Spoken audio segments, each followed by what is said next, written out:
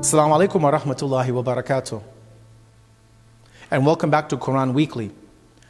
One of the traits of a believer, as the Quran speaks about on a few occasions, is the relationship, the symbiosis which exists amongst the believers, amongst the believing men and women. And one of the key traits that God shows us that needs to be there within the hearts of the believers is love for one another. So in chapter number 15, Surah Al-Hijr, verse number 47, Allah says, وَنَزَعْنَا مَا فِي صُدُورِهِمْ مِنْ غِلٍّ إِخْوَانًا عَلَى سُرُرٍ مُتَقَابِلِينَ. And we will remove whatever is in their hearts of resentment. So they will be brothers, sisters, have a fraternity amongst one another, on thrones facing each other.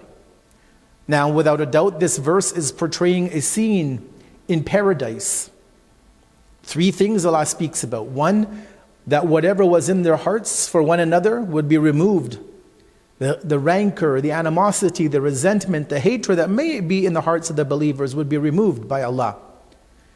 And then He says that they would be as brothers, as brethren of one another, as brothers and sisters of one another in paradise. Number two.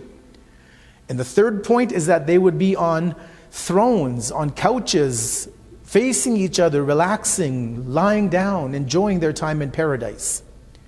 This is the vision of paradise we have.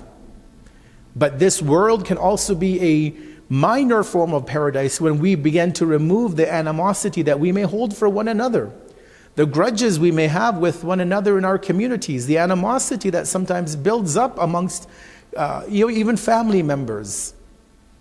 And in order for us to get this picture of paradise, to live this picture of paradise, that is, to be with one another in heaven, relaxing on these beautiful couches that God speaks about many times in the Quran, of brocade and silk, and having the luscious foods of paradise, we need to start in this world, brothers and sisters, to have that love amongst one another.